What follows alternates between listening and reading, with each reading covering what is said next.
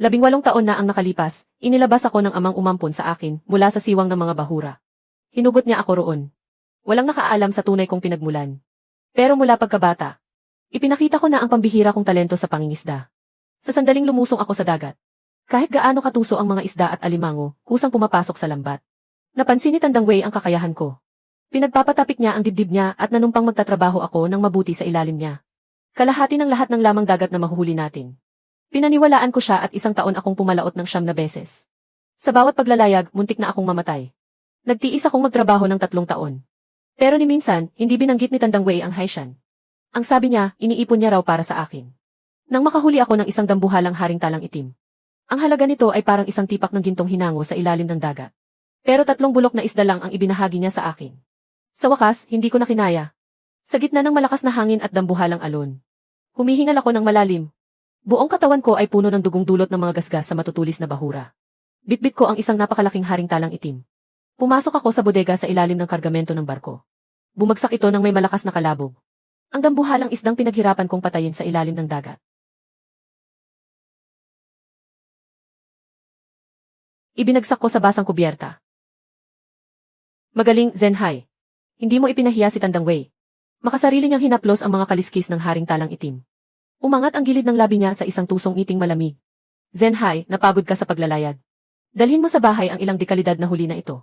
Para mapalakas ang katawan mo. Tungkol naman sa haring talang itim na ito. Ako muna ang maghahatid nito sa mga negosyante sa bayan. Tungkol sa hatian, ako muna ang mag-iingat para sa iyo. Tandang Wei. Umuubo ng dugo ang tatay ko at naghihintay ng pambili ng gamot. Hipag, sa sobrang gutom, damong dagat na lang ang ninunguya namin. Pambili ng gamot ang kinita sa 3 isdang ito. Hindi man lang sapat para ipambunot ng ngipin. Ayon sa patas na hatian, ako ang kumita sa mga isdang ito sa bingit ng kamatayan. Karapat-dapat sa akin ang kalahati. Ang pamilya mo may namatay at may napinsala. At kung hindi dahil sa pagsagip ng pangkat ng tatay ko sa inyo. Matagal na kayong namatay sa gutom. Anong karapatan mong humingi ng kalahati? Tandang Wei. Ganyan din ba ang iniisip mo? Tama ang sinabi ni Ubiao. Zenhai, huwag mong kalimutan kung saan ka nanggaling. Noong araw. Kung hindi dahil sa pagsagip ng pangkat ko sa iyo, hindi kita bibigyan kahit isang subo ng pagkain. Mamatay sa gutom ang buong pamilya ninyo. Sa loob ng 3 taong ito, may isang paglalayag ba na hindi ako ang nagdala sa iyo sa dagat? Ako ang nanghuli ng lamang dagat sa pinakamapanganib na bahagi ng karagatan. At ikaw? Ni minsan, hindi mo binanggit ang Hachian. Ang sabi mo lagi, iniipon mo raw para sa akin. Naniniwala ka pa rin sa mga ganyang salita. Karapat-dapat sa iyo ang habang buhay na paghihirap. Biglang nawala ng hangin ang utak ko. Mga multo lang ang maniniwala sa ganyang kasinungalingan. Pero naniwala ako sa loob ng 3 taon. Umaasa si Hubiao sa kapangyarihan ng kanyang ama. Mula sa baywang niya, bumunot siya ng maikling patalim na ang puluhan ay balat ng pating. Itinutok niya sa mukha ko ang matalas na dulo. Ano, hindi ka pa rin susuko?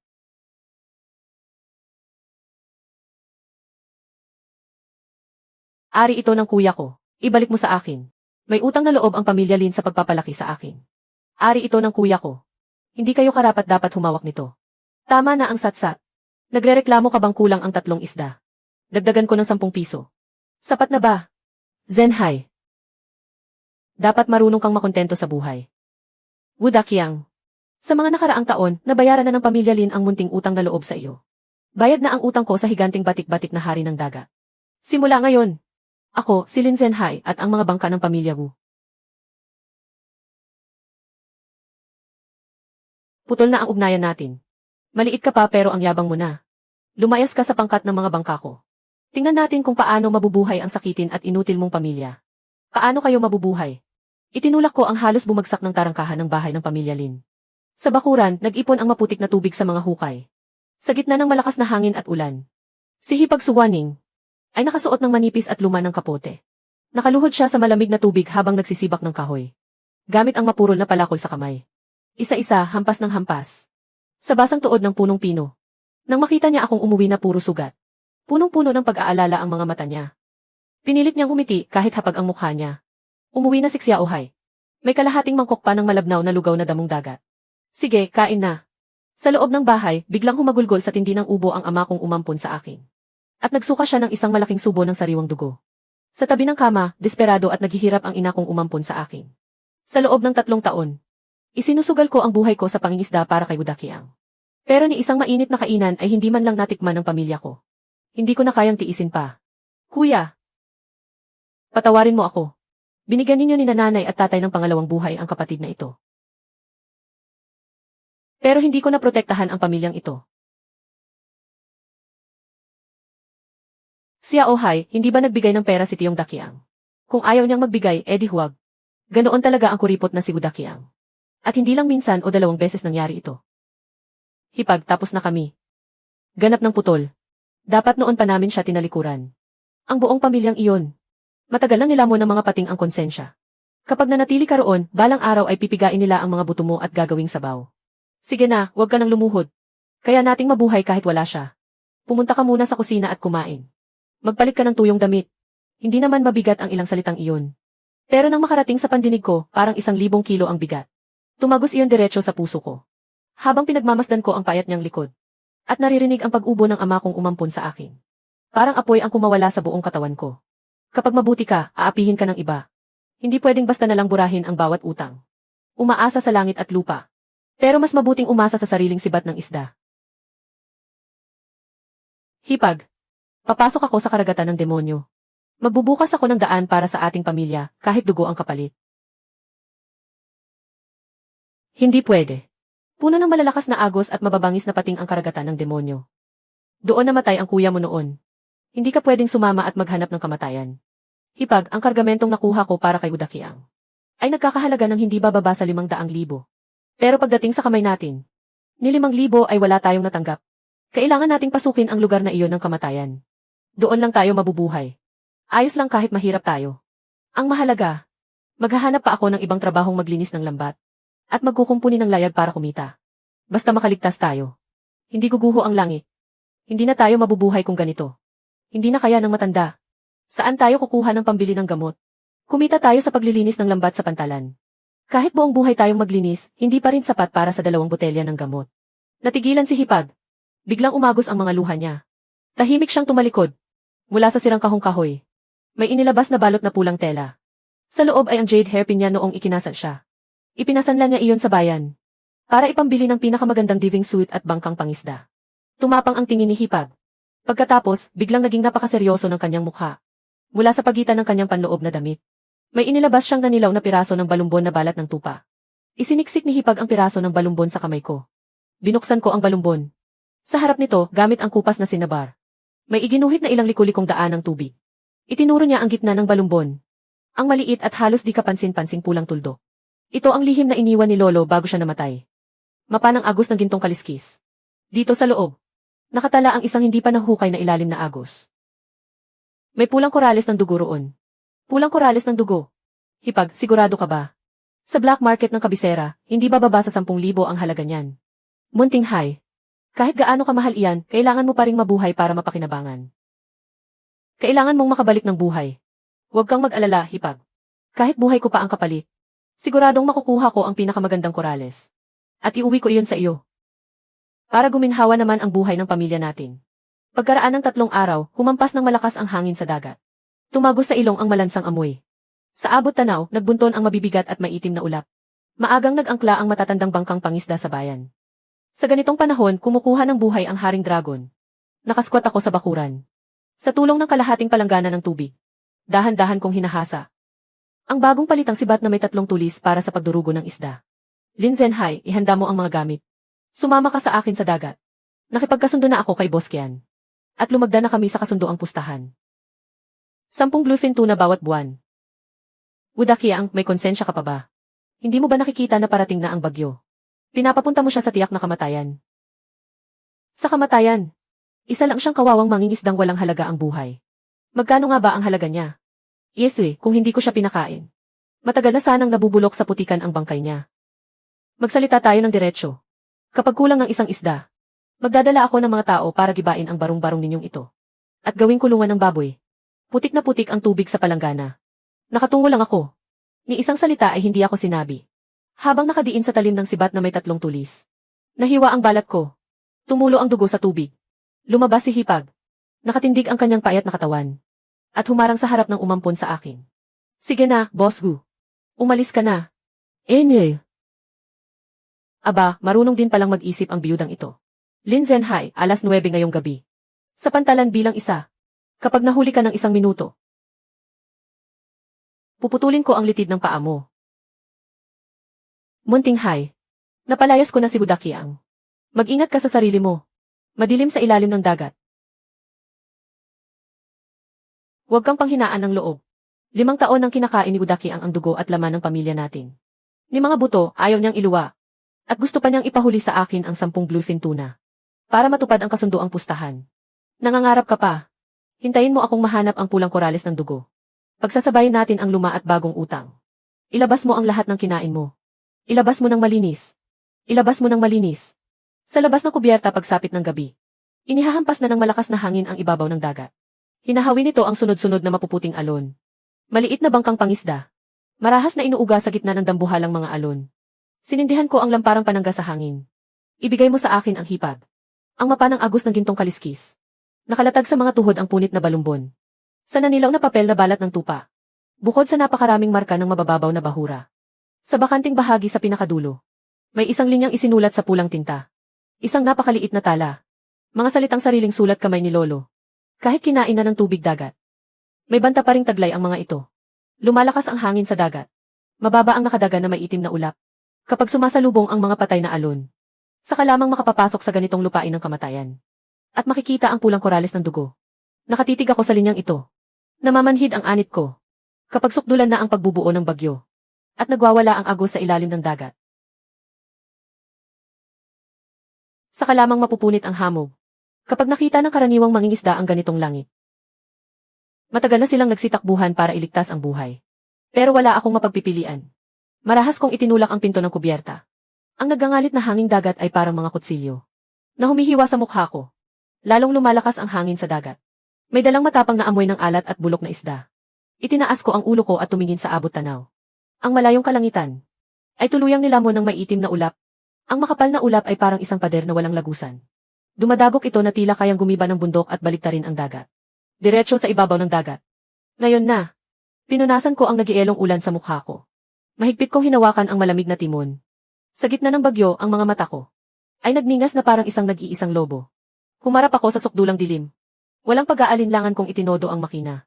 Sinundan ko ang mga koordinat na minarkahan sa punit na balumbon ng balat ng tupa. Sinundan ang latitud na nakatala sa balumbon. Tumalon ako at sumisid patungo sa agos ng gintong kaliskis. Dito mismo nagtatagpo ang hangganan ng karagatan ng demonyo. Napakagulo ng mga agos sa ilalim ng tubig. Sa lalim na 30 metro, dumudurog ang presyon ng tubig. Sobra ang bigat ng presyon. Hindi na magtatagal ang luma kong katawan. Nilamon na ng dilim ang kalahati ng sinag ng ilaw. Gumapang ako sa ilalim ng dagat at nilampasan ang 2 bangin. Sa siwang ng bato sa unahan, may sumisingaw na malabong pulang liwanag. Narito na.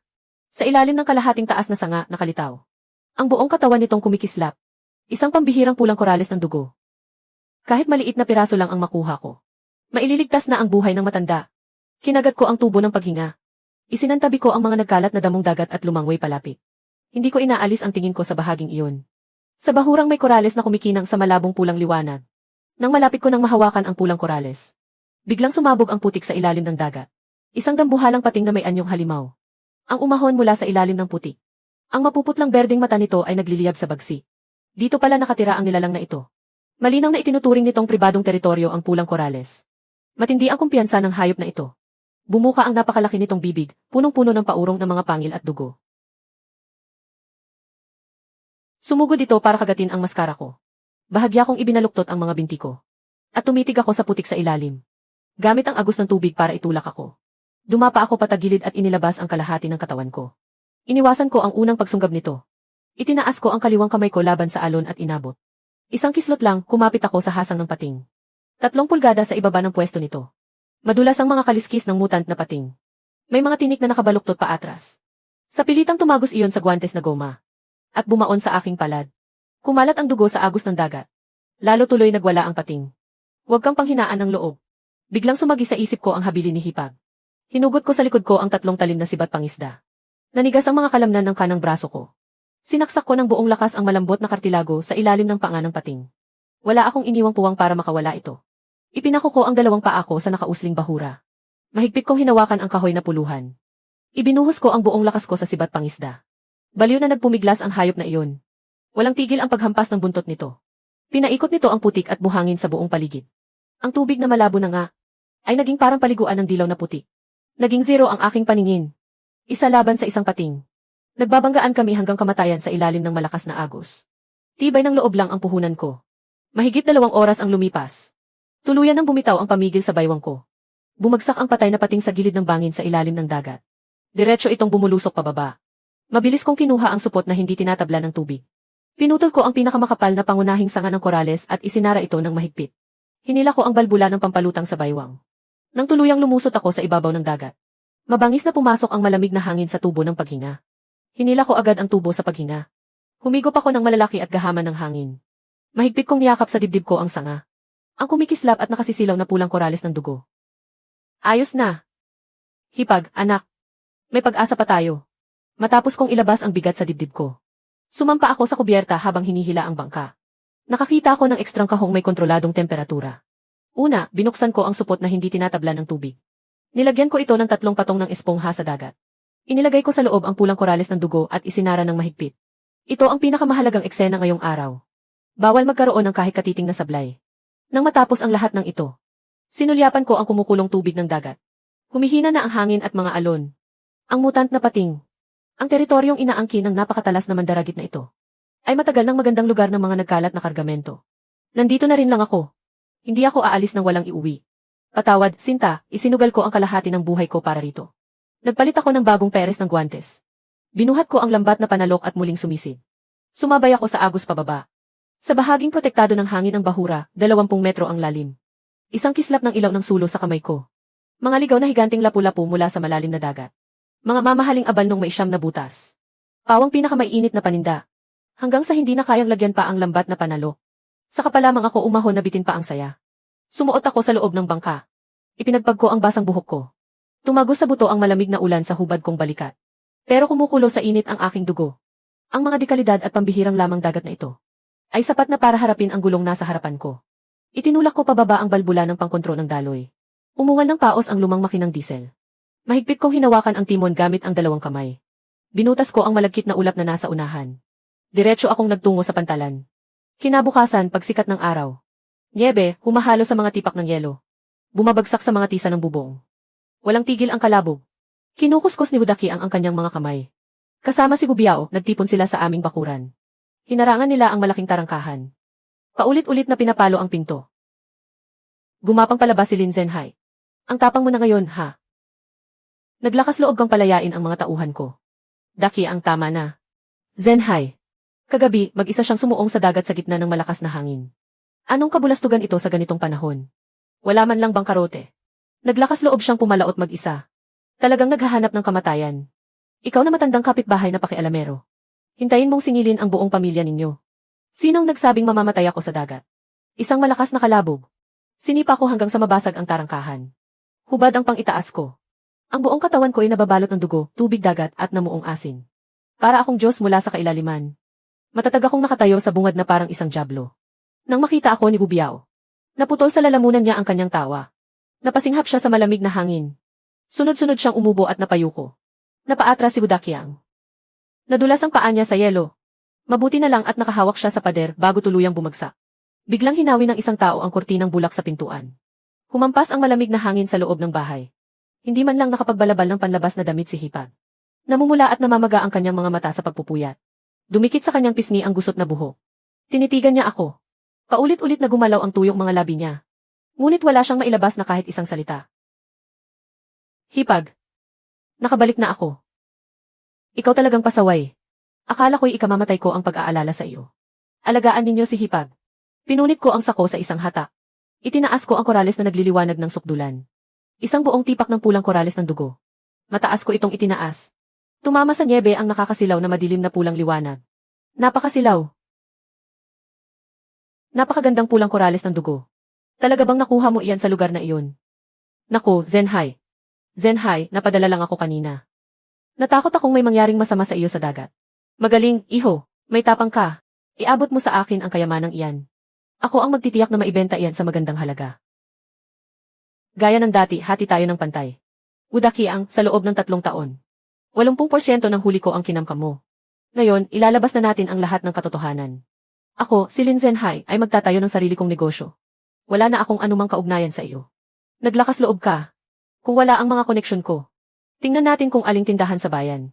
Ang mga ngahas tumanggap ng huli mo. Ang pulang korales ng dugo mong iyan. Ay hindi man maipambibili ng isang tinapay. Hindi na kita kailangang abalahin, Tiyong Dakiang.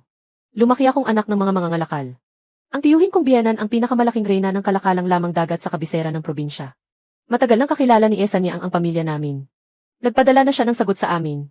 Ang tipak ng korales na ito ay ihahatid namin mismo sa kabisera ng probinsya. Hindi na ito dadaan sa kamay ng sinumang tagapamagitan. CJ, Lin Zhenhai. Talagang lumaki na ang ulo mo. Tingnan natin kung saan ka dadalhin ang tapang mo.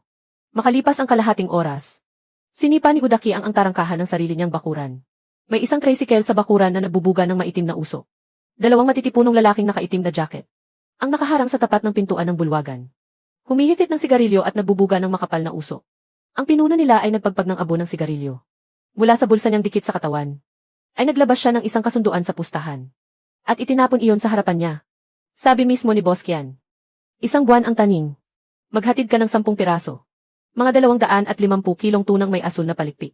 Kung hindi mo may bibigay, gagamitin ko ang lumang bahay na ito bilang kabayaran sa utang.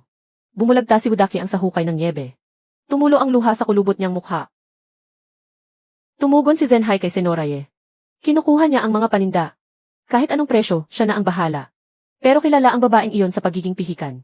Ang hinihingi niya, dapat walang kahit anong kapintasan ang pulang korales ng dugo. Walang bitak o lamat ang korales.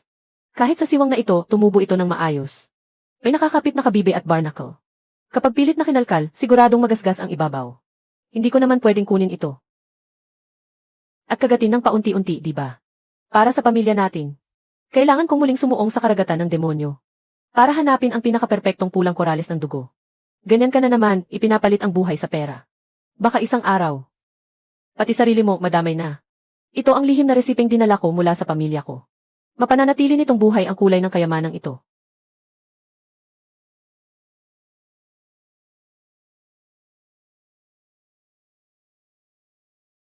Parang bago pa rin. Hipag. May tinatago ka pa palang pambihirang alas. Ngayong nasa atin na ang kayamanang ito. Tingnan natin kung ano pa ang masasabi ni Senoraye. Matapos kong ayusin ang pulang korales, isinukbit ko ang sako. At dumiretso sa tindahan ang lamang dagat sa bayan. Ang laman nito ay mga nakuha ko habang sumisisid sa dagat. Ilang malalaking lapu-lapu sa malalim na dagat. At ilang piling abalons na gintong-ginto ang ilalim. Ang pulang korales ng dugo na iyon ay kailangang ipadala sa kabisera. Kaya hindi ko muna agad maipagbibili. Pero wala nang laman ang kaldero sa bahay. Tamang-tama ang pagbibenta ng sariwang huli para may pambili ng pagkain. Dala ko ang mga piling lamang dagat na ito. At dumiretso ako sa bayan. Nang makita ng may-ari ng tindahan ang kalidad nito, muntik nang lumabas ang mga mata niya sa paghanga. Nanginginig ang dalawang kamay niya. Habang agad niyang inilalabas ang dalawang sako ng kumikislap na pilak.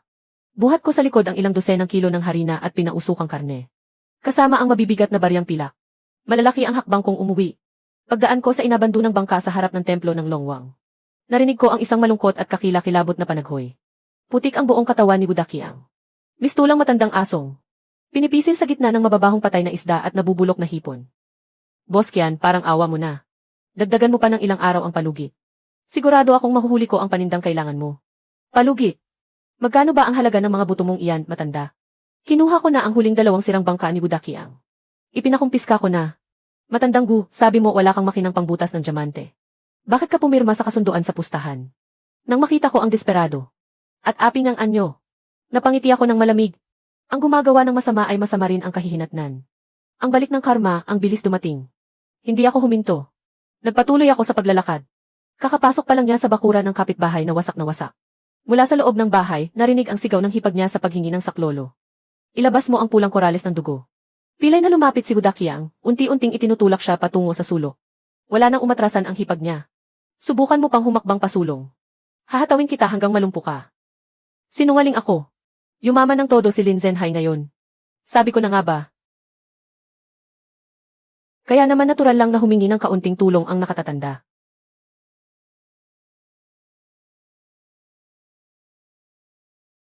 Ilayo mo sa akin ang marumi mong kamay. Kuya, nagkamali ako. Si tatay ang nag-utos sa akin na pumunta rito. Huwag kang magpapaputo. Bumalik ka at sabihin mo kay Budakiang. Subukan mo pang tumapak kahit kalahating hakbang sa bahay ng pamilya Lin. Panindigan mo ang magiging kapalit. Lumapit ako at inalalayan ang hipag ko para makatayo.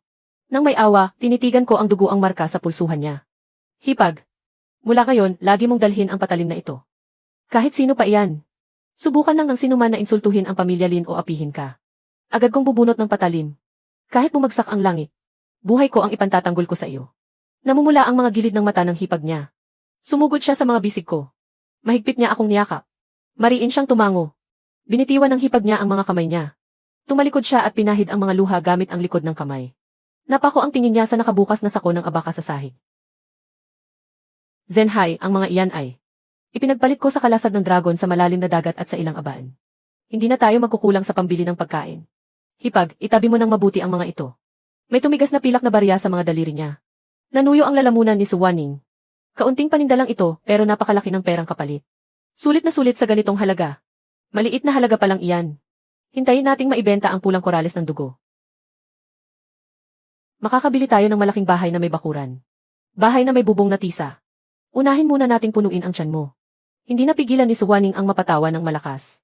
Pareho niyang kinandong sa dibdib ang supot ng pera. Mabilis siyang pumasok sa loob para itago iyon. Pupunta ako para magmasa ng harina. Sa loob ng pugon, malakas na kumalabog ang tuyong kahoy habang nasusunog. Sumiklab pataas ang mga liyab. Pinainit nito ang malamig at madilim na bahay. Maya-maya lamang. Kumalat sa buong bulwagan ang mabangong amoy ng mantika. Pumasok si tatay, nakasandal sa isang kahoy na baston na may putik sa dulo. Inalalayan siya ni nanay sa pagtawid sa pasimano ng pinto. Ang mag-asawang matanda ay payat na payat, butot balat na lamang. Magulo at maputing abo ang kanilang buhok. Lumapit sila sa mesa na yari sa kahoy. Naamoy nila ang masarap at malinamnam na amoy ng karne. Biglang napahinto ang mag-asawang matanda. Nakatitig sila sa kalan na parang walang ibang makita. Sakto, mainit-init pa ang niluto ni na tatay at nanay. Sinipa ko palabas ang dalawang bangkito. Agad kong pinunasan ang mga mumunang damo sa manggas ko.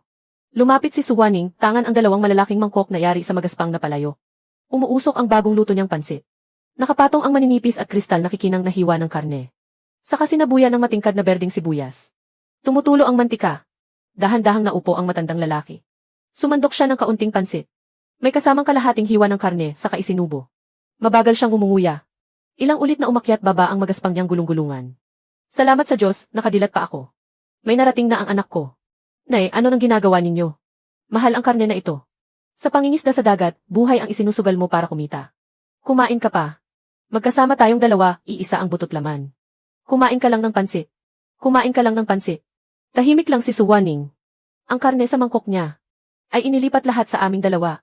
Ang karne na ito ay sapat na para sa atin ng kalahating buwan. Dagdagan mo ang kain mo. Nakakapagod lumusong sa dagat. Sabi ko, sabay-sabay tayong kakain. Hindi na kailangang magtipid sa bahay na ito. Tinitigan ako ng masama ni Suwaning.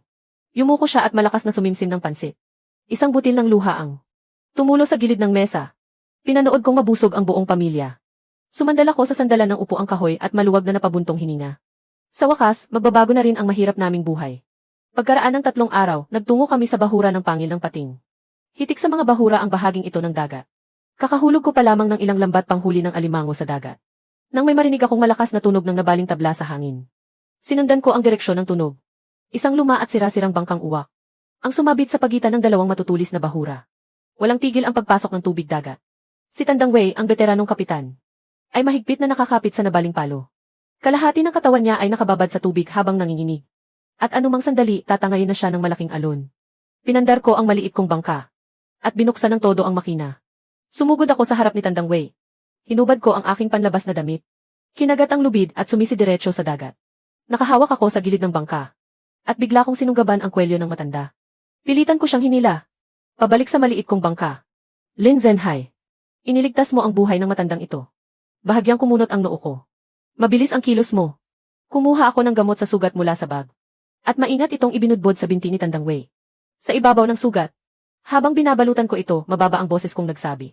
Hindi madali ang buhay ng isang mangingisda. Maliit na tulong lang ito. Binata, si Tandang Wei ay marunong tumanaw ng utang na loob. Bibigyan kita ng yaman. Sabay sabi niya, iniabot niya ang kamay sa loob ng damit niya. At inilabas ang maliit na balumbong mahigpit na nakabalot sa telang mailangis. Sa silangan ng bahura ng 3 tarangkahan. May bangin ng patay na tubig na 50 milyang dagat ang layo. Natuklasan ko roon ang isang malaking mata ng agos. May malaking lungga sa ilalim. May hindi bababa sa 15 o 16 na malalaking lobster. Na lahat ay tumitimbang ng lampas 100 gin. Malakas pa pala ang sikmura mo, Tandang Wei. Gamit ang sirang bangkang uwak na iyon. Nakarating ka sa labas ng bahura ng 3 tarangkahan. Hindi mo na kailangan ng malakas na hangin o alon. Isang ikot lang ng ilalim na agos, dudurugin ka nitong parang basura. Kaya ikaw ang nais kong makasama. Ikaw, Lin Zhenhai, ang pinakamahusay sumisid at manghuli ng isda. Walang sinuman sa bayan ang nangangahas sumalungat sa iyo. Kahit pagsamahin pa ang pangkat ni Wudakiang ng mga walang silbi. Hindi sila karapat dapat magtali ng sintas ng sapatos mo. Kapag nagsanib puwersa tayong dalawa, ako ang magtuturo ng daan sa dagat. At ikaw ang lulusong upang kunin ang yaman. Wawakasan natin ang lungga na iyon. Sapat na iyon para mabuhay ka habang buhay. Pinulot niya ang balumbong telang mailangis. At pilit na isiniksik sa kamay ko. Tatanggapin mo ba ang kayamanang bumabagsak mula sa langit? Hindi ako agad sumagot. Sa harap niya, binuksan ko ang balumbong telang mailangis. May ilang likaw-likaw na guhit na kulay uling. Na naglalarawan sa hugis ng bahura ng 3 tarangkahan. At sa lokasyon ng bangin ng patay na tubig. May iginuhit ding matingkad na pulang bilog. Ang matandang iyan gustong makabangon. Pati buhay niya, isinugal niya. Kaya pala muntik nang malubog ang tao, pati bangka sa bahura. Sa gitna ng mga bahura, iginulong ko ang mapa ng dagat at isiniksik sa baywang ko. Dinampot ko ang sagwan. At itinulak para maipit ang batong nakaharang. Ginamit ko ang agos para pihitin ang unahan ng bangka. Tandang Wei.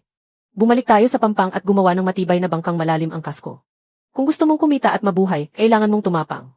Pagkalipas ng 5 araw, 15 ligaw na higanting ulang, bawat isa ay mahigit 50 kilo. Itinali ng mahigpit gamit ang makapal na lubid na abaka. Inihanay ng tuwid. Inihagi sa mga batong palitada sa lumang pantalan. Mas matigas pa sa bakal ang mga asul-berdeng baluti nila. Nakalabas ang mga pangil at kumakaway ang mga kuko. Kumalansing ang malalaki nilang sipit. Ang malalaking balbas ng ulang iyon ay nagwawali sa hangin. Ilang usisero ang lumapit para makiusyoso. Napatulala sila. Biglang tumigil ang lahat ng trabaho sa buong pantalan. Pati ang mga kargador. Napuno ng mga babaeng nangingisda gamit ang lambat ang paligid. Ang mga karaniwang sunod ng sunod kay Wudakiang. Mga mandaragat na mahilig magyabang at maghari-harian. Ngayon, nagsisiksikan sila sa gitna ng mga tao. Kumukubli at nakayuko. Ni isang kibo ay hindi makalabas. Karga ni Tandang Wei ang malaking sako na puno ng pilak na barya. Tawa siya ng tawa hanggang kumulubot ang buong mukha. Nagsiksikan hanggang maging isang buo. Sa biyaheng ito, nalimas naming 2 ang buong pugad nila. Hindi lang nagkaroon ng seguridad ang nalalabing buhay ni Tandang Wei. Nagkaroon na rin siya ng matibay na masasandalan. Ang pangalang Lin Zhenhai ay tuluyan ng sumikat sa pantalan. Ang mga mangingisdang sawa na sa pang-aapi ni Wudakiang ay nagsiksikan sa bulwagan ng aming bahay. Kapatid na Hai, si Wudakiang ay walang pusong hayop na lumalamon ng tao nang walang iniiwang buto. Bawat kargang dumadaan sa kamay niya ay kinukupitan niya ng 50 hanggang 60%. Ang buong pamilya namin ay wala nang maisuot na maayos na damit. Magaling ka talaga. Kaya mo bang akayin ang lahat para makahanap ng kabuhayan? Ang mga mangingisda, pagpapakatotoo ang puhunan. Kung sino ang makapagpapakain sa kanila ng karne. Sa kanya nila ipagkakatiwala ang buhay nila. Mag-isa niyang hinaharap ang uno sa dagat. Balang araw, ubusin ng mga tauhan ni Wudakiang ang lahat sa kanya.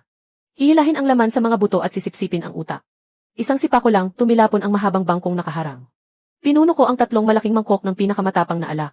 Itinaas ko ang mangkok at ibinuhos ang alak sa paanan. Sa lupang dilaw, ang halimuyak ng alak humalo sa maalat at malansang simoy ng dagat. Diretsong sumirit hanggang tuktok ng langit. Sa gitna ng paulit-ulit na sigaw ng paghatak ng huli mula sa dagat. Sa mga sigaw ng mga taong handang mabuhay o mamatay ng magkakasama. Ang karatulan ng Zhenhai Tang ay tuluyang naitayo. Nagtago si Wudakiang sa labas ng pintuan ng bahay ko. Dahan-dahang sumilip ang ulo niya. Ang perang iyon at ang reputasyong iyon. Dapat ay sa akin lahat. Walang utang na loob ka. Gusto mong magtayo ng sarili mong pundasyon. Lintik ka. Kahit maging multo ako, isasama pa rin kita sa hukay. Kinaumagahan. Ilang daang kilo ng mabaho at bulok na bato ang hinati ko at isinilid sa mga sako. Isa-isang itinapon sa itim na bangka ni Tandang Wei. Tandang Wei. Malakas ang hangin, magandang pagkakataon para maglatag ng patibong. Hindi titigil ang matandang si Wudakiang na iyan. Kung ganoon, sasabay tayo sa agos. Bibigyan natin siya ng entabladong pagtatanghal. Ang lalim ng pinag-isipan mo, ipaubaya mo na sa akin. Kahit buhay ko ang kapalit, susugal pa rin ang matanda. Sasamahan pa kitang tapusin ang palabas na ito. Pagsapit ng dapit hapon, bumalot ang hamog sa dagat.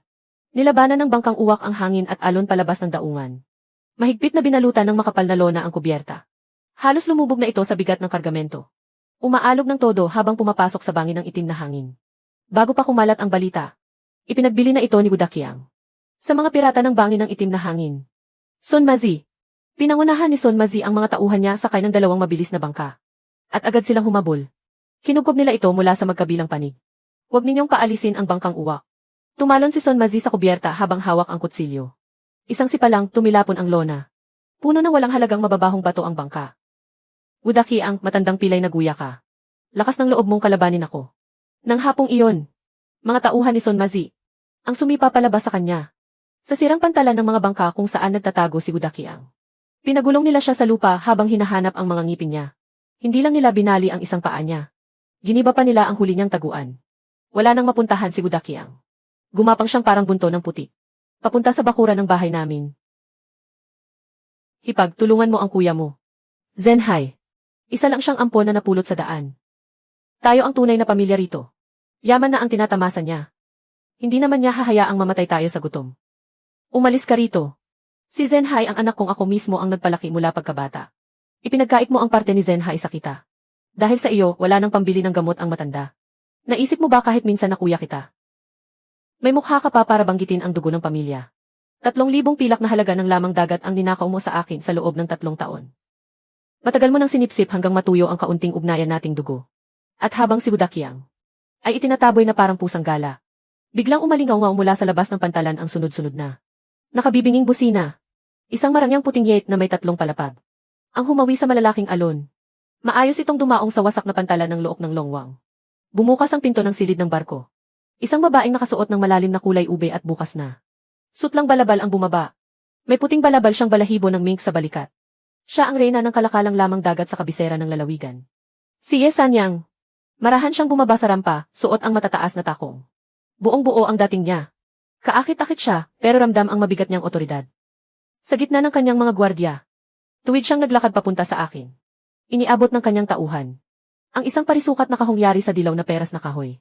Pagkalag niya sa kandado, bumungad ang maayos na hanay ng mga gintong bara. Napasilaw ang mga matang nakatingin. Kapatid na Zenhai. Kapatid na Zenhai. Labis akong nasisiyahan sa iyong pulang korales ng dugo. Bilang na ang araw ng pagtatago ng sikreto. Ang mga kargamentong ilalabas ng Zenhai itang mula ngayon. Ako, si Ye Sanyang, ay bibilhin sa 1/2 ulit ng presyo sa merkado. Kahit gaano karami, kukunin ko lahat. Akala ko tuloy. Umaayos na ang negosyo ng Zenhai Tang. At tuluyan ang nasa tamang landas. Biglang may sumingit na gulo. Kinabukasan, madaling araw. Ang punong ingat yaman ng tindahan ni Ye Sanyang. Kasama ang 4 na tauhang malalaki ang katawan at malalapad ang baywang. Ay hinarangan mismo ang tulay na kargahan ng look ng longwang. Hinarangan mismo nila ang tulay na kargahan ng look ng longwang. Hinarangan mismo nila ang tulay na kargahan ng look ng longwang. Pinunong Lin, may balita sa labas. Ang kargamento mo ay mga iligal na huli mula sa ipinagbabawal na zona sa Red Line. May sariling patakaran ang bawat negosyante. Ipinagbabawal ang ganitong kalakalan. Hindi kayang panagutan ni Senora Ye ang gulong ito. Hanggat hindi pa nalilinaw ang lahat. Itinitigil muna ang lahat ng kontrata sa pagbili hanggang sa walang takdang panahon. Kumakalat ang balita. Ang matandang asong si Budakyang. Kagabi pa lang, pinalayas na siya ng nanay ko. Wala nang natira kahit isang matinong binti.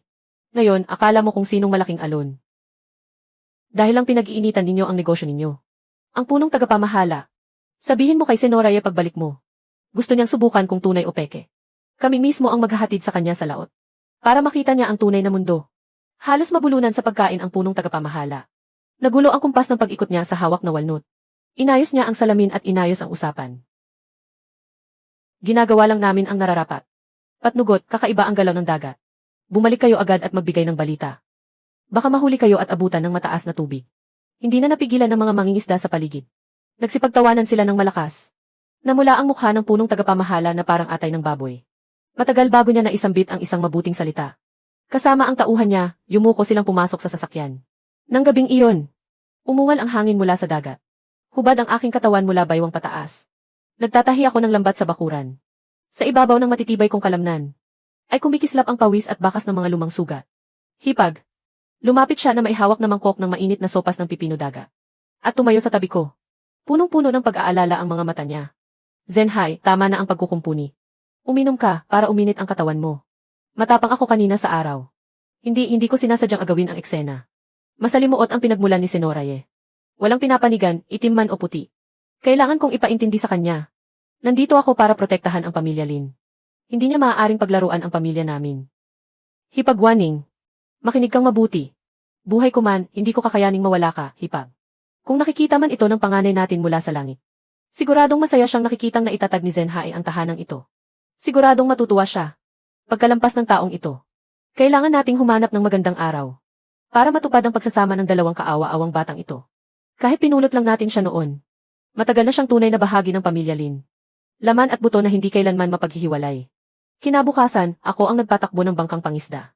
At isinama ko si Senora Ye patungo sa laot. Sa gitna ng malalakas na hangin at dambuhalang alon, itinuro ko ang agos ng gintong kaliskis. Isang lihim na puyo na minarkahan sa mapa ng paglalayag. Malinaw na nakita ni Senora Ye. Ito ang iniwan ng aking lolo. Isang lihim na mapa ng karagatan. Ang ayos ng mga bahura rito. Lahat ng lagusan ay umiiwas sa ipinagbabawal na zona sa red line. Kapag nangingisda ako sa laot, ako si Lin Zhenhai. Talino ang puhunan ko. At ang kasanayang minana ko sa mga ninuno. Kaya hindi ko kailangang magnakaw. Nakatayo si Senora Ye sa kubyerta. Matatag na parang bundok sa gitna ng hangin at alon. Pagkarinig niya sa sinabi ko, naglahong parang usok ang pagdududa sa kanyang mga mata. Namumula ang mga labi niya. At umangat ang isang kaakit-akit na ngiti sa kanyang labi. Mukhang nagkamali ako ng tingin kayong lahat, ako si Ye Sanyang. Kapatid na Zhenhai. Bilang kabayaran sa aking kasalanan. Batay sa dating presyo. Dadagdagan ko pa ng 20%. Senora Ye, nakapagsiyasat na ba kayo ng mabuti? Ang tinutukoy ko ay ang kayamanang iyon. Matandang loko, naglakas loob kang gumamit ng peking impormasyon para linlangin ako. Mukhang naghahanap ka ng gulo. Ngayon, sasabihin ko ito ng malinaw. Mula ngayon, ang buong look ng Longwang. Ang sinumang bumili kahit isang isda kay Wudakiang ay kumakalaban sa akin si Senora Ye. Samantala, tuluyan nang nawala ng mapupuntahan si Wudakiang. Nabaliw siya sa desperasyon. Palihim siyang sumakay sa isang sirang bangkang tabla at pumasok sa himpilan ng Zhenhai Tang. Walang habas niyang ikinalat ang mabahong bulok na laman at malansang dugo ng isda. Umaasang maakit ang pating sa kailaliman para lamunin ako. At sa mismong sandaling iyon, nagbago ang takbo ng loob ng Longwang. Isang nakabibinging busina ang umalinggang wow. Pinunit nito ang katahimikan ng loob. Ilang dambuhalang barkong bakal na armado. Ang marahas na bumangga sa maliliit na bangkang pangisda sa daungan. Dumating ang dayuhang armadong pirata na si Short Jiuye. Sa pilitang dumaong sila. Sino si Lin Zhenhai? May utos si Jiuye. Simula ngayong araw, lahat ng huling dagat ng Zhenhai Tang ay kailangang magbigay ng 30% bilang bayad sa proteksyon kay Jiuye. Kung hindi, kalimutan na ninyo ang pangingisda sa dagat. Umuwi ka at sabihin mo kay Short Jiuye. May sariling batas ang look ng Longwang. Hindi kailanman dayuhan ang nasusunod dito. Muling maghasik ka ng gulo. At ililipat ko ang bahay mo sa loob ng ulo mo. Aalis kami sa dagat mamayang hapon. Hahanapin namin ang mga barkong bakal ni Jiuye. Sinunggaban ng pating ang aking bangka. Itinulak nito ang aking bangkang panghuli. Hanggang sa mapako sa isang nakamamatay na agos sa dilim. Iyon ang patay na sulok ng look ng Longwang. Sa ilalim ng dagat, puro matutulis na batong parang pangil ang bahura. Pero higit na nakamamatay. Ang bulok na laman at lasong dugo ni Wudakiang. Ang tunay na umakit sa demonyo ng dagat. Mabangis na umalon ang tubig dagat. Sunod-sunod na anino ang tinangay ng malakas na agos. Bigla itong pumailalim at mabilis na umahon. Nabiyak ang ibabaw ng tubig. Isang pating sa kailaliman na mahigit 5 metro ang haba. Ang sumulpot mula sa ilalim ng dagat. Bumutas ito sa tubig. Diretsong bumagsak ang ulo nito sa hulihan ng bangka. Tumagilid ang bangka. Nagkalat sa kubyerta ang mga lubid. Hindi pala naghahanap ng makakain ang halimaw na ito. Binalak nitong tumaob ang bangka. Wala na akong mapagurungan. Kinagat ko ang aking mga ngipin sa tindi ng determinasyon. Binunot ko ang malaking kutsilyong panlangoy. Wala akong pag-aatubili. At tumalon sa nagyayelo at nanunuot na naggangalit na dagat. Sa ilalim ng tubig, hinarap ko ang pinuno ng kailaliman. Nagbakbakan kami ng buong bangis. Sa gitna ng matinding habulan at kerot, mahigpit kong niyakap ang palikpik ng nagwawalang pating. Ibinuhos ko ang huling patak ng aking lakas. At itinaas ang kutsilyo. Walang awa ko itong itinarak sa malalim na lamat ng hasang nito. Nagwala at nagpumiglas ang pating. Sa huli, unti-unti itong nawala ng buhay. Samantala, dahil sa labis na pagkawala ng dugo, nagsimula nang lumabo ang aking paningin. Pinilit kong makaahon sa ibabaw ng tubig. Hinila ko ang hudyat ng paghingi ng tulong sa aking bulsa. Unti-unting lumapit ang ugong ng makina ng mabilis na bangka. Nakatayo si Suwaning sa unahan ng bangka. Hinayaan niyang basain ng hangin at alon ang kanyang buhok. Nang makita niya ang pulang dugo sa ibabaw ng dagat, hindi naman lamang siya nagsuot ng salbabida. Dumiretso siyang sumisid sa dagat at lumangway papunta sa akin. Nakasakal sa leeg ko ang mga bisig niya. Ramdam ko ang init ng katawan niya sa kabila ng basang damit. Zhenhai, Zhenhai. Nangako kang babalik ang buhay. Nagsakripisyo si Tandang Wei at pinaharurot ang bangkang pang-isda papunta rito. Nagtulungan ang ilang magkakapatid. At hinila nila ako paakyat sa kubyerta. Nakatayo si Jiuye sa unahan ng barko. Iniikot niya sa palad ang 2 buto ng prutas. Nakikita niyang buhay at kamatayan ang kinakaharap ko. Huwag mong subukang lumaban sa akin. Umalis na tayo. Tingnan natin kung paano mabubuhay ang Zenhai Tang. Sa bakanting lot ng look ng Longwang. Tahimik ang lahat ng mangingisda sa nayon. Gulat na nakatingin sila sa gitna ng lote. Sa napakalaking kalansay ng puting pating. Nakapagsuot ako ng bagong-bagong itim na kapote. Makapalang benda sa dibdib ko. Habang inalalayan ako ni Waning. Tumayo ako sa harap ng lahat na parang Diyos ng digmaan. Tinapik ko ang likod ng kamay niya. Itinuwid ang katawan at naglakad patungo sa lote. Kusang nagbigay daan ang mga tao. Umalingaw ang ingay ng mga makina mula sa malayo palapit. 3 itim na sasakyan ang nakahanay. Huminto ang mga ito sa gilid ng kalsada. Bumukas ang mga pinto ng sasakyan. Bumaba si Senora Ian na suot ang mataas na takong. Sinundan siya ng 2 gwardyang naka-Amerikana. May dala silang metal na kahong may kandado. Ipinatong nila ang kahon sa harap ng bungo ng puting pating. Biglang bumukas ang takip. Nagningning ang isang kahong puno ng gintong bara, nakakasilaw. Ito ang pwesto ng hari ng dagat sa loob ng Longwang. Karapat-dapat ka sa titulong kapatid na Zenhai. Mula ngayon, ako na ang sasagot sa lahat ng kalakal ng Zenhai Tang. Kapatid na Zenhai, maliit na paunang bayad lang ito. Huwag kang mag-alala, Senora Ye. Tatanggapin ko ang gintong ito. Hindi ka maubusan ng paninda. Samantala, sa labas ng malaking tindahan sa bayan. Kayong mga tulad ninyo. Mga hayop kayong nanlalamang sa sarili ninyong mga kapatid. May mukha pa kayong manlimos. Sinipa ng amo ang basag niyang mangkok palayo. At marahas siyang sinipa sa hukay ng maruming tubig. Nakahandusay silang 2 sa lupa. Pinulot nila ang tirang kanin sa putikan. Kasalanan mong lahat ito, Lin Zenhai, walang hiya ka. Dahil sa iyo, wasak ang pamilya ko at patay ang lahat. Dahan-dahan siyang bumangon. Sa kabila ng hangin at ulan. Pilay at pasuray-suray. Patungo kay Juye. Naglakad siya patungo sa barkong bakal na nakadaong sa pantalan. Kasama ni Gudaki ang si Bubiao. Umakyat sila sa barkong bakal ni Juye. Ibinagsak ni Gudaki ang noo sa kubyerta ng paulit-ulit. Bumaha ng dugo ang kanyang noo sa sahig. Para pabagsakin ako. Pati mga pader sa likod bahay ng mga kapitbahay, pinasukan niya. Ibinenta niya ang lahat hanggang sa huling sentimo. Makalipas ang ilang araw, kumalat ang masamang balita. Dahil naibunyag ang impormasyon tungkol sa ruta. 3 bangkang pangisda na pinamunuan ni Tandang Wei. Sa pagbabalik nila, bagong lagpas pa lang sa bangin ng maitim na tubig. Bigla silang nasalpok ng harapan. Ng mga tauhan ni Juye. 6 na mabilis na bangkang pirata. Hindi ninakaw ng mga iyon ang kargamento. Talagang binanggalang nila ang mga barko. Sa pilitang itinulak ang punong barko ni Tandang Wei. Huwag kang papasok sa sona ng nakamamatay na bahura. Isa iyong mapanganib na bahura na lumalamon ng tao at hindi nag-iiwan ng buto. Nang umurong ang tubig, ang mga batong nasa ilalim ay naging matutulis na patayong patalim. Nabiyak ang gilid ng barko sa bangga. Agad na itinulak ni Tandang Wei palayo. Ang batang timonel na si Shanzi. Tinamaan siya ng diretsyo ng nabuwal na palo mayor. Dumagan sa kanang binti niya ang isang troso na kasinlaki ng hita. Kasama ang tabla, binutas nito ang isang malaking butas. Humahagulgol si Xiao Shanzi. Habang binubuhat ko si Tandang Wei pabalik sa pantalan. Putol na ang silbi ng kalahati ng binti ni Tandang Wei. Hawak niya ang kamay ko, nangingisay sa sakit at hinihingal. Pero ayaw pa ring bumitaw sa tubig. 4 na salita lang ang naisambit niya. Nailigtas ang kargamento. Hindi pa namin napagkakautangan ang dugong ito. Pero ang naniningil na ang unang dumating sa aming pintuan. Nang tanghali ng araw na iyon. Pilay na naglakad si Bubiao. Bumaba siya na baka sa mukha ang pagmamayabang. Lin Zenhai. Pamilyar ba sa iyo ang damit na ito? Ang hipag mo ay nakakulong ngayon sa loob ng barko ni Juye. Nang makita ko ang damit niyang may bahid ng dugo. Isang malakas na ugong lang ang narinig ko sa isip ko.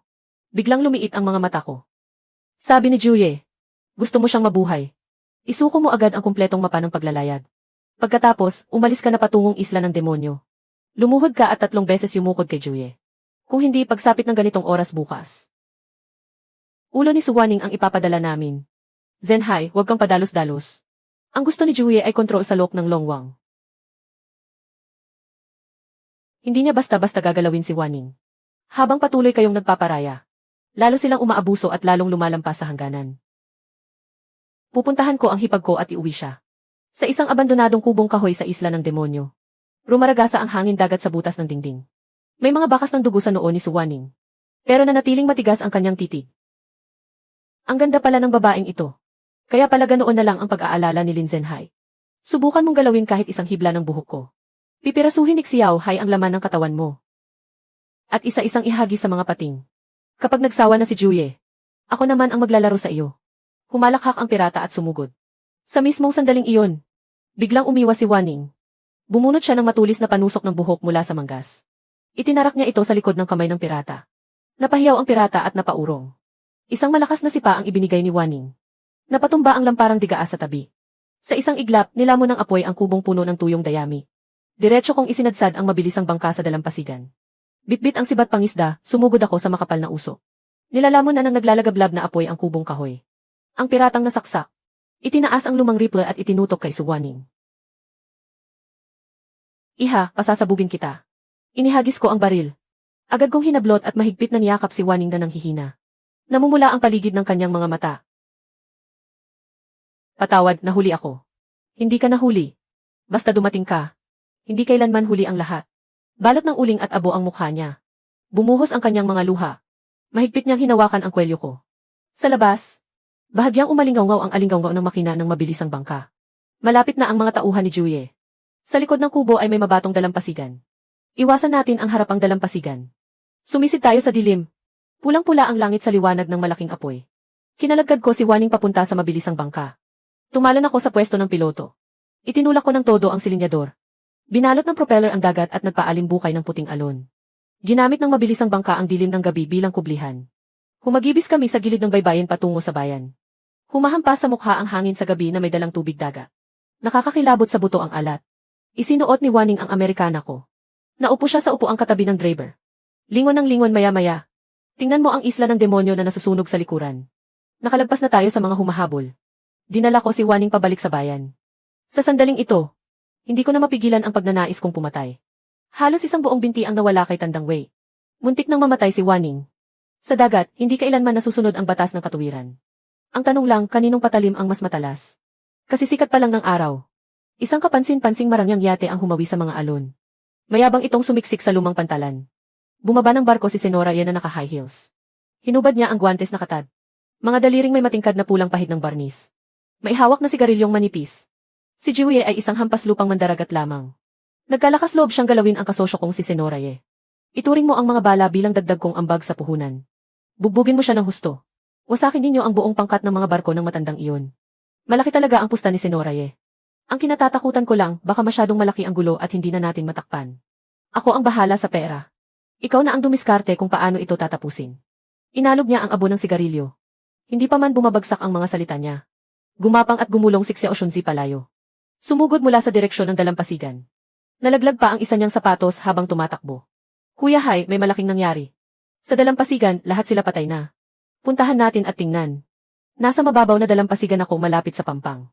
Nagkalat ang napakaraming bangkay ng mga puting tiyan na dolphin. Humampas ang hangin sa dagat. Matapang ang amoy ng mga kemikal. Sinunog ni Juye ang ating mga kabuhayan. Buhay niya ang ipambabayad natin sa dagat. Dito magkakaroon ng isang bagyong napakalakas na minsan lang dumating sa isang siglo. Sisiguraduhin kung wala silang ligtas na uwian. Sa gabi, biglang umihip ang malakas na hangin. May ilang aninong gumapang sa tabi ng pilapil na panangga sa alon. Palihim silang nagtungo sa barkong nagsusuplay sa Zenhaitang. Pinahid ni Gubiao ang tubig ulan sa mukha niya. Lumingon siya sa dalawang tauhan sa likod at nagbigay ng senyas. Bilisan ninyo ang kilos. Tumpak na tumpak ang hula ni tatay. Ang gunggong na si Lin Zenhai. Pumunta sa isla ng demonyo para iligtas ang babae niya. Sa ngayon, hungkag nakabibi na lang ang Zenhaitang. Kunin ninyo ang lahat ng mahahalaga sa barko. Akala mo ba ang dagat na ito ay kayang tawirin ng basurang tulad mo? Tama nga ang kalkula ni tatay. Pero may isang hakbang siyang namali. Maaga akong nakabalik. Buka na ang malaking bibig ni Ubiao. Hindi pa man siya nakapagsalita ng pakiusap. Itinaas ko ang binti ko. Buong lakas kong tinapakan ang baluktot niyang binti. Isama mo ang mga tao at umalis na. Itapon ninyo siya sa pantalan ng mga ulupong.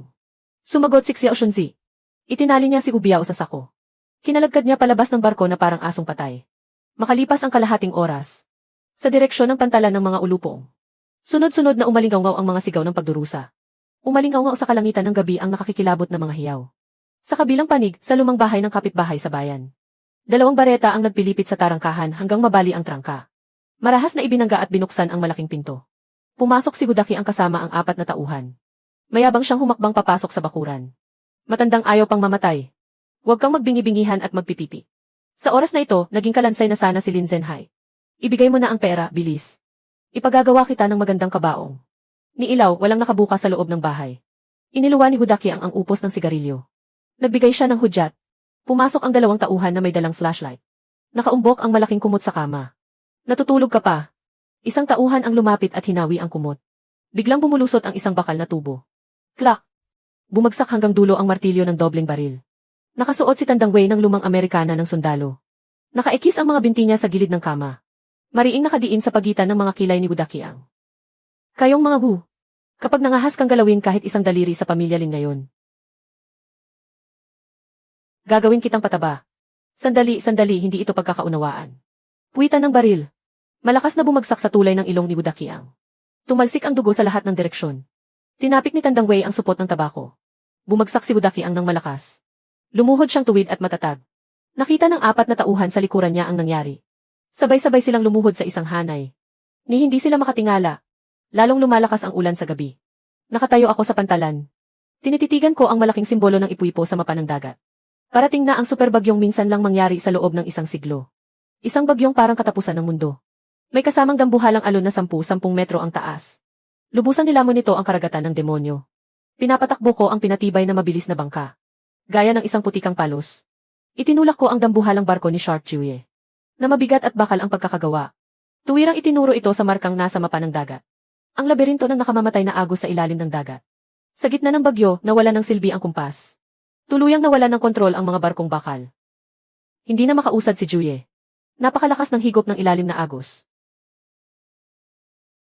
Matataob ang bangka natin. Ang karagatan ng demonyong nilalamon ng bagyo.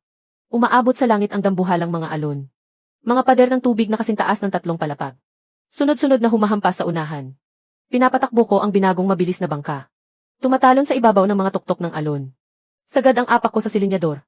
Halos pumula na sa sukdulan ang ikot ng makina. Nilulunod na nagangalit na hangin ang lahat ng ingay. Nasa likuran si Shark Chue. Ang buong ipinagmamalaki niyang armada ng barkong bakal ay nakakapit pa rin at ayaw bumitaw. Para kalabanin ako. Inilabas niya ang 4 na barkong itinago niya sa pinakahuli. At binago para sa mabigat na putukan. Sabay-sabay niyang pinaandar ng todo. Sumalpok kayo at durugin siya para sa akin. Nagkakandara pa ang timonero sa unahang kubyerta habang kinokontrol ang timon. Nagulo na ang buong panel ng mga instrumento. Naistorbo ng bagyo ang magnetic field. Mas mabilis pa sa bentilador ang ikot ng karayom ng kumpas. Pinaikot ko ng todo ang manibela. Kumiling ang mabilis na bangka. Sumayad ito sa mga bahura sa kaliwa. Ang bahaging ito ng dagat ay minarkahan ko ng pulang bilog sa mapa ng paglalayad. Tinatawag itong agos ng patay. Sa ilalim ng tubig, nagsasalubong ang matutulis na bahura. Bukod pa rito, bumabaliktad ang agos ng karagatan. Ang mga barkong bakal ni Shark Chue ay mahigpit na naipit. Sa pinakasentro ng labirinto ng nakamamatay na agos. Butas na ang ilalim ni Chue. Sira na ang bomba sa pagsalok ng tubig. Hindi pa ako tapos magsalita. Biglang kumiling ang kubyerta. Gumulong siya papasok sa nagangalit na alon. Ni isang tilamsik ng tubig ay hindi lumitaw. Sunod-sunod na humabol ang ikalawa at ikatlong barko. Nabali ang baywang ng haligi ng timon. Kunin ang mabigat na machine gun sa kubyerta. Basagin ito hanggang maging pulbos. Ako ang nasa unahan at aabalahin ko sila sa likuran. Gamit ang tulak ng agos sa dagat. Maayos itong huminto. Sa likod ng batuhan na tinatawag na dapit hukay ng dragon. Eksakto, ito ang patay na sulok ng lagusan ng hangin. Lumabas ka riyan, munting Shonzi. Bigyan mo ako ng tuyong tuwalya. Iniunat niya ang lieg at sumilip sa labas. Punyeta, ginawang submarino ni Chue ang flotila na ito. Kinuha ko ang tuwalya at pinunasan ang buhok ko. Kumuha siya ng windproof na lighter. At nagsindi ng isang sigarilyo. Hindi kalayuan. Ang huling punong barko ay nakataob, unahan ang bagsak. At sumubsob sa tubig. Kalahati ng Elise ay nakataas sa ere. Umiikot ito ng walang patutunguhan at naglalabas ng nakakairitang ingay. Si Chue ay gamit ang isang kamay. Na mahigpit na nakakapit sa hamba ng pinto ng timonera. Sa kabilang kamay, hawak niya ang Browning na may gintong hawakan. At nagpapaputok ng walang pakundangan sa langit. Lin Zhenhai, ikaw na alagang pinalaki ng iba. Kung matapang ka, lumabas ka at harapin ako ng patas. Masyadong malayo ang pagitan. Tinangay ng hangin ang mga pagmumura hanggang sa maging pira-pirasong tunog. Humitit ako ng sigarilyo. Agad namang naglaho ang usok na ibinuga ko. May matandang kasabihan ang mga veteranong mangingisda. Ang taong hindi gumagalang sa dagat ay magiging pagkain ng isda balang araw. Nagtapon siya ng nakalalasong kemikal sa agos ng dagat. At pumatay ng napakaraming dolphin. Ang utang na ito ay si Bathala na mismo ang maniningil. Puno ng dugo ang mukha ni Chue. Hingal na hingal siyang humihinga ng malalim. Sa kanyang mga mata. Sa wakas ay nasilayan ang kawalan ng pag-asa at matinding hinanakit. Matapos humupa ang agos. Niyakap ni Chue ang isang piraso ng kahoy na palutang. Walang tigil siyang nagpupumigla sa tubig dagat. Tinitigan niya ang mga guho sa ibabaw ng dagat. Tuluyan ng gumuho ang depensa sa kanyang puso. Kumuha ako ng isang makapal at matibay na lubid na may mga paatras na tingi. At buong lakas ko itong inihagis. Eksakto itong pumulupot sa tabi niya. Tinitigan niya ang lubid. Ang kabaliwan sa kanyang mga mata ay unti-unting napalitan ng pagkabigla at matinding pagnanais na mabuhay. Mahigpit niyang hinawakan ang lubid gamit ang dalawang kamay. Itinaas niya ang ulo at nanginginig ang boses. Talo ako. Kinabukasan. Maliwanag ang langit sa loob ng longwang. Nagtipon ang lahat ng mangingisda sa nayon. Seryoso ang kanilang mga mukha. Bumuo sila ng napakalaking hanay. Nakatayo si Suwaning sa pinakaharap. Malamig ang tingin niya sa mga taong mahigpit na nakagapos. Ang pamilya ni Hudakyang ay nakaluhod sa kubyerta. At sa ilalim ng mga matang nakatutok mula sa buong nayon. Hinila ko siya na parang patay na aso. Si Juye, wasak at kaawa-awa. Papunta sa pantalan. Huminto ako sa paglalakad. Bigla akong pumihi. Matulis na parang kutsilyo ang aking tingin. Binalikat ko ang isang mabigat na bakal na pambali. Punong-puno ng galit. At buong bagsik kong hinampas ang nakabaluktot na tuhod ni Juye. Hindi kita papatayin. Pero kailangan mong isuko kay Tandang Wei ang binting ito. Mula ngayon, hindi magpapakita ng kahit katiting na respeto ang loob ng longwang sa mga dayuhang tulisan. Kapag naglakas loob kang tumuntong muli sa dagat na ito. Sinisiguro kung wala kang maililibing na buong katawan. Nagitngit sa galit ang lahat ng mangingisda sa nayon. Sumabog ang kanilang dagundong na parang kulog. Itinuring nila si Juye na parang basurang itinapon. At isinakay sa isang sirang bangka. Tuluyan na siyang pinalaya sa karagatang ito. Nalutas na ang panlabas na banta. Lumingon ako. Yumapak ako sa tubig na naipon sa sahig ng bangka. Dahan-dahan akong lumapit sa nakaluhod na si Hudakyang. Sa harap ng mag-amang iyon, nalinis na ang lahat ng dayuhang tulisan. Ngayon, panahon ng singilin ang dugo ng sarili nating pamilya. Zenhai, alam na ng Tiyong Dakiang ang kanyang pagkakamali. Bigyan mo kaming mag-ama ng pagkakataong mabuhay. Tumahimik ka. Hudakyang. Isa lamang akong ampon na walang pamilya at masasandalan. Ang pamilya Lin ang nagbigay sa akin ang tahanan. At nagpalaki sa akin. Sabi mo, mas makapal ang dugo kaysa tubig. Pero nitong nakaraang 3 taon, ginamit mo ang katayuan ng Tiyong Dakiang. Para kaltasan ang mga huling dagat na ipinuhunan ko pati ang buhay ko. Dahil sa iyo, wala nang pambili ng gamot ang tatay ko. Kaya nakahiga na lang siyang umuubo ng dugo habang naghihintay ng kamatayan. Iyan ang una mong kasalanan. Napilitan akong magtayo ng sariling hanap buhay para mabuhay. Pero nakipagsabuatan ka sa mga pirata. Nagpakalat ka ng lason at dugo sa ruta ng aking mga barko. Para akitin ang mga nagangalit na pating at ipapatay ako. Ipinagbili mo ang mga lihim na impormasyon. At muntik mo nang mapatay ang asawa ko. Bilang mga kamag-anak ng pamilya Lin. Sinikap ninyong lipulin ang buong pamilya. Iyan ang ikalawa mong kasalanan. Noong araw, sa harap mismo ng mga mata ko, tinapakan ninyo at winasak ang mga alaala ng kuya ko. Pero sino ba ang mag-aakalang darating ang araw na ito? Diretsong bumaon sa sahig ng bangka ang matalim na putol na talim. Kumikinang sa lamig at nanunuot sa buto. Nakatitig si Hudakyang sa putol na kutsilyo sa lupa. Marahas na lumiit ang kanyang mga mata. Inalis sa kasuotang mangingisda ang mag-anak na 3 ni Hudakyang. Pinalalaya sila habang buhay sa loob ng longwang. At hindi na sila maaaring tumapak dito kahit isang hakbang. Para silang mga asong itinaboy sa lansangan. Walang awang itinaboy sila ng mga taga-nayon. Kalaunan, napadpad sila sa isang tiwangwang na dalampasigan. Namatay si Gubiao dahil sa impeksyon ng putol niyang binti. Matapos itaboy ang salot na iyon. Ipinukpok ni Tandang Wei ang hawak niyang tubo ng tabako. Sa talampakan ng kanyang sapatos, dagundong ng dagundong. Wala na ang pesting si Hudakyang. Pero hindi pwedeng mawala ng pinuno ang loob ng longwang kahit isang araw. Matapang kumilos si Zenhai. At malinis ang kanyang kalooban. Simula ngayong araw, siya ang magiging pinuno ng karagatang ito. Ayos ba sa inyong lahat? Tumayo ako sa ibabaw ng mataas na entablado. Humarap ako at iniwan ni Hudakyang ang isang kahon ng mga lihim na talaan. At ibinuhos ang lahat sa bakanting load. Kumalabit ako ng pusporo. At inihagis ito sa tambak ng papel. Inihagis ito sa tambak ng mga papel. Biglang sumiklab ng mataas ang apoy. Nilamon nito ang lahat ng bulok na talaang matagal nang nababahira ng dugo at pawis ng mga mangingisda. Namula sa liwanag ng apoy ang mga mukha ng mga tao sa paligid. Simula ngayong araw, bubuwagin na ang Zenhaitang. At tatawagin na natin itong alyansa ng mga mangingisda. Hahatiin ang mga bahagi ng karagatan batay sa unahan ng bawat bangka. Walang tinitingnang karanasan. At walang kinikilingang pinagmulan. Ang lahat ng lamang dagat na mahuhuli. Bibilhin ng maramihan ng kumpanya ni Senoraye. Bayad agad, ayos agad. Walang atrasan at walang utang. Pero linawin ko muna ang isang bagay. Sino mang maghasik ng gulo sa karagatang ito? O umagaw ng sariling bahagi ng dagat? At umapi sa kapwa mangingisda? Walang awa ang sibat pangisda ni Lin Zenhai. Sumama kayo kay Kuya Hai at sagana ang pagkain at inumin. Sang-ayon ako, sagana sa pagkain at inumin. Ayusin ninyo ang mga gawain sa pantalan. Lumubog na ang araw sa dagat. Itinulak ko ang sirang pintuan ng pamilya Lin. Napakatahimik sa bakuran. 2 hakbang pa lang ang nagawa ko. Nang biglang bumukas ang kurtina ng pangunahing bahay. Nakasandal ang ampon naming ama sa hamba, hinihingal ng malalim.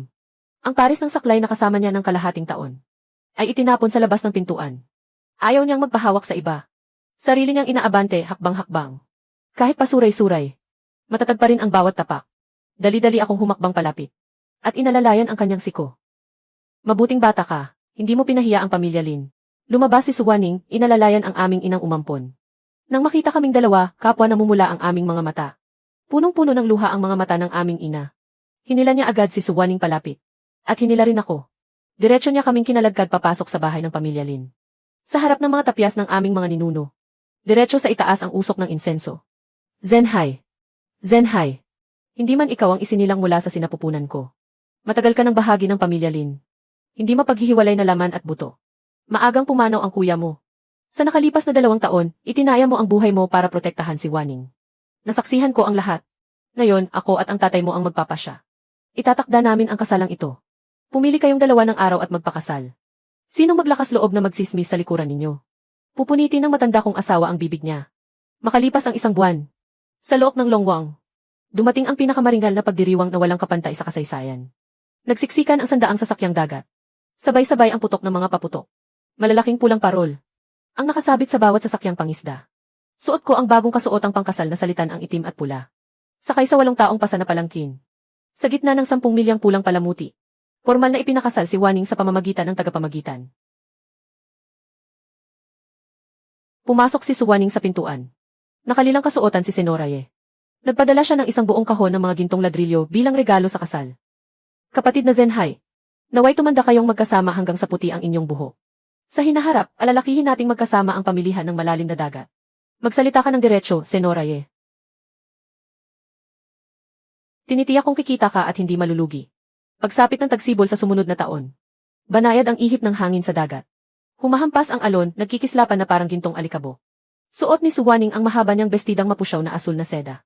Nakatayo siya sa mga batuhan sa pantalan. Nananalangin para sa malayong guhit tagpuan ng dagat. Si Zenhai ay tunay na bayaning matatag at walang takot. Sulit ang mga taong itinaya mo ang buhay mo para protektahan siya. Sa malayo, ang look ng Longwang ay dinadaungan ng pinakamalaking sasakyang nakita sa kasaysayan. Sa mismong pwesto ng pantalan, isang sasakyang pangmalayo ang pangingisda na 300 tonelada. Sa unahan nito, nakapintang puti ang 4 na malalaking salita. Alyansa ng mga mangingisda. Humahampas sa hangin ang malawak na itim na layag ng alyansa ng mga mangingisda. Umuugong ang makina na parang mabangis na halimaw. Humahaba ang sipol ng singaw. Umaalingaw ito sa buong kalangitan. 2 ikot ang ginawa ng mga ibong dagat sa tuktok ng palo. Bago sumisid ng tuloy-tuloy sa malalim na dagat. Pinatunog ko ang sipol ng singaw. Ang mahabang ugong ay tumagos sa mga ulap. Mahigpit kong hinawakan ang timon. Matatag ang aking tingin habang nakatanaw. Sa walang hanggang hinaharap, itinaas ang layag at naglayad. Maringal na umusad ang buong plota ng mga bangkang pangisda. Hinawi nito ang dambuhalang alon. Sumama kayo sa akin. Upang sakupin ang karagatang para sa atin.